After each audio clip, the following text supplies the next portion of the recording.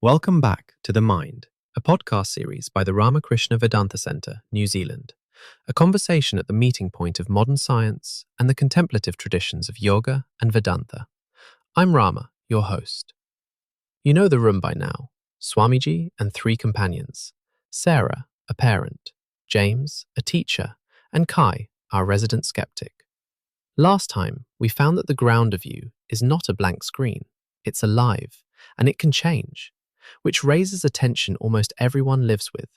We long for stillness, rest, peace, quiet, yet life will not stop moving. So we feel torn, as if we have to choose. Today, Swamiji takes that tension apart and finds something surprising underneath it. Stillness and movement are not two. Let's join them. The same room, a pot of tea between them. Sarah looks a little more rested than last time. James has the air of someone who tried something and is pleased about it. Last time I gave each of you a worn path to step off, gently. How did it go? Better than I expected. The worry groove with my daughter. I caught my feet falling into it, said, the old path, and took one breath instead of one lecture. It didn't fix anything, but it stopped me making it worse. 3 or 4 times this week. My Friday class, the one I'd written off. I walked one different step, asked the question I usually skip. 2 kids who never speak, spoke. I'm not claiming a miracle, but the groove moved. I did the 2 minutes of attention most days. Honestly, my mind was all over the place. But I noticed something. Even when the thoughts were going mad, there was this quiet bit that was just aware of the mess, watching it. Hold on to that, Kai. A quiet bit, aware of the mess. Because today's whole lesson lives right there. You've each just described something restful inside something busy. And that points to a knot most of us carry without noticing. Let me name it. Here's the knot. Sarah, be honest. Is there a part of you that thinks of rest and peace as one thing and your actual daily life as the enemy of it? Completely. Peace is the holiday I don't get. Real life is the noise I have to survive until then. Stillness is somewhere else, never in the kitchen at 7 a.m. So you're torn. Stillness feels like an escape from life. Life feels like an obstacle to stillness. Most people live in exactly that tug-of-war, and it grows from a misunderstanding, the idea that you must turn away from the moving world to reach the quiet ground. Now I want to test whether the two are really enemies. Kai, when you rest deeply, properly, is nothing happening in you? Nah, I'm still breathing, heart's beating, I'm still there. So even deep rest is full of movement. In fact, a body with no movement at all isn't resting, it's dead. Pure stillness, total cessation, is not peace. Now the other side. James, when you're in full flow teaching a lively class, do you stop existing as yourself? Does the ground vanish? No, I'm the same person. There's something steady underneath, even when it's chaos on the surface, the bit that's still me. That steady me under the chaos is Kai's quiet bit aware of the mess. So look what we've found, just by checking honestly. Wherever there is real life, stillness and movement are both there at once. Take the movement away, and you don't get rest, you get lifelessness. Take the stillness away, and you don't get life, you get agitation with no anchor. They're not fighting. They need each other. That's almost a relief to hear. So I'm not failing at peace because my life is busy. You're not failing at all. The peace was never in another room. The tug-of-war rests on a misunderstanding, and the rest of today is about seeing through it. Let me start with your own breath, because the whole truth is hidden in a single one. Take one slow breath with me. Breathe in. Notice the movement, the body rising, air entering. Now the small pause at the top. Notice the stillness, nothing moving. Breathe out, movement again, settling, releasing. And the pause at the bottom, stillness again. Now my question. Where exactly did the stillness end and the movement begin? Can you point to the line? Nah, it just flows. There's no actual line. It's one thing. One continuous event in which stillness and movement aren't two separate stages, but two qualities of the same whole. That's your breath right now. And the contemplative traditions of India found the same thing at every level, all the way down to the deepest reality. They looked from two different angles, and I want to give you both, because together they're complete. Here's the picture they both used. The ocean. Stand at the edge of the sea. You see waves, rising, cresting, falling. They look like many separate things. But what is a wave? It's not a little object traveling across the water, it's the ocean itself, moving.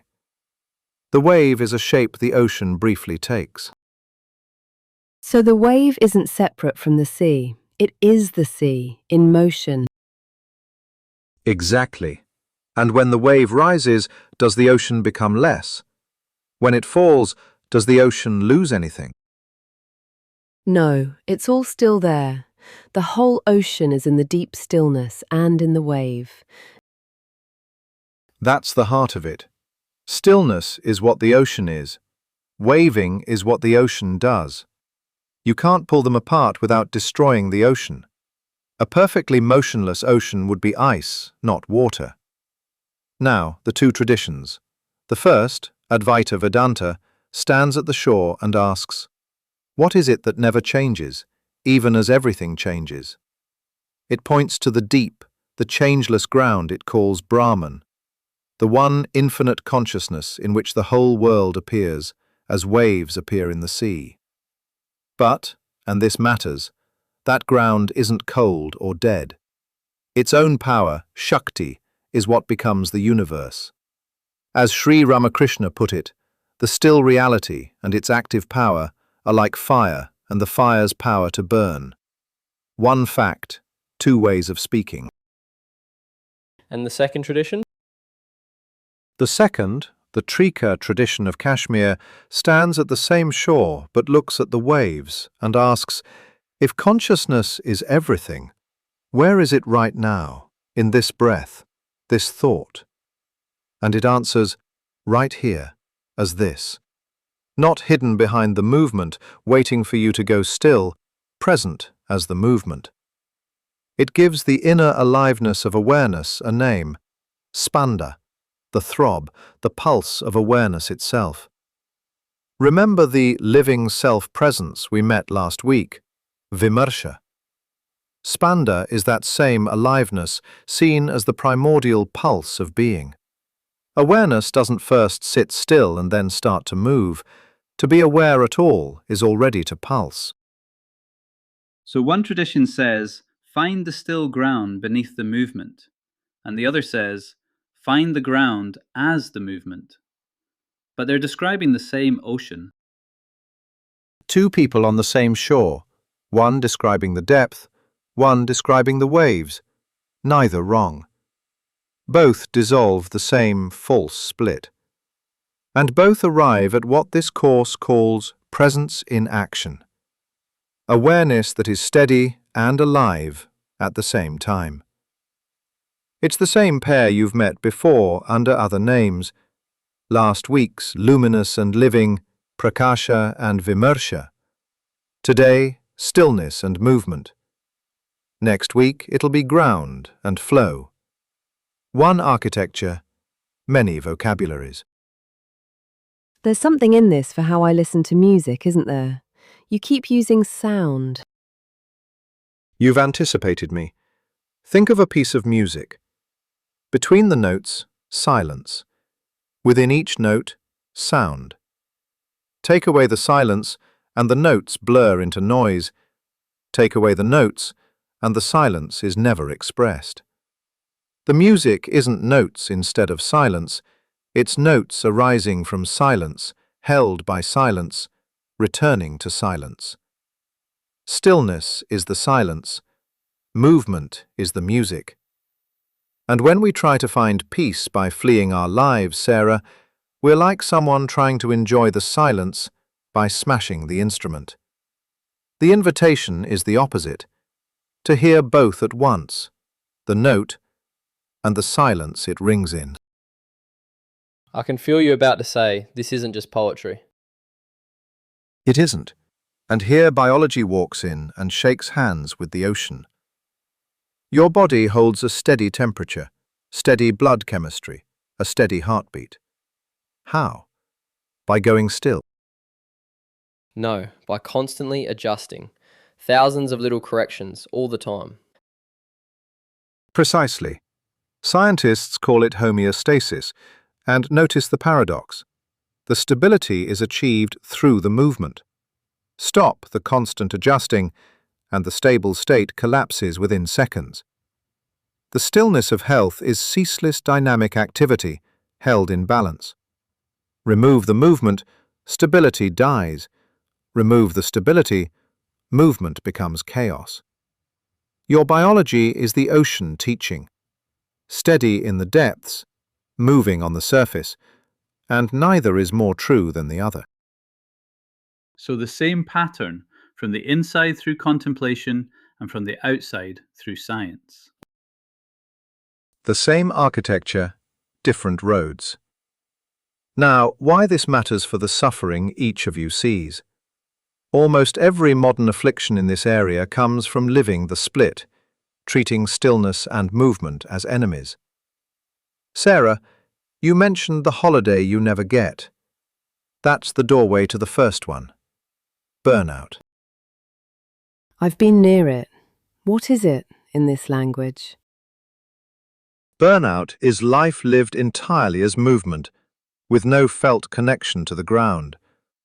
Your nervous system is built to alternate, a wave of mobilizing for action, then a tide of recovery and repair.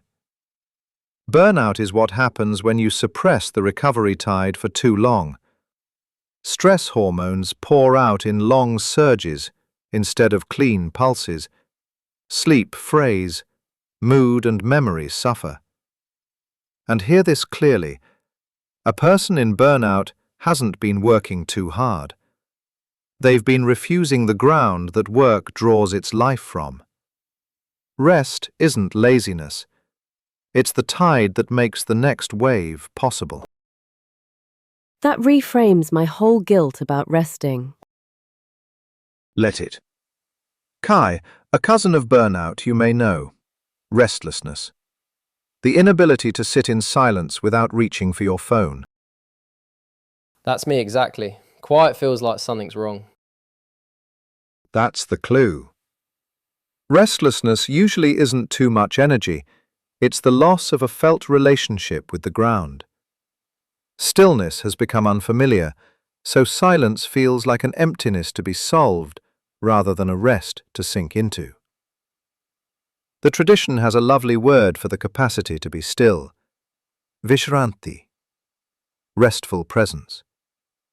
It's not a monk's luxury. It's a basic human need. And neuroscience can now see its absence, the mind running loops of rumination that no extra stimulation will settle. The cure isn't more movement.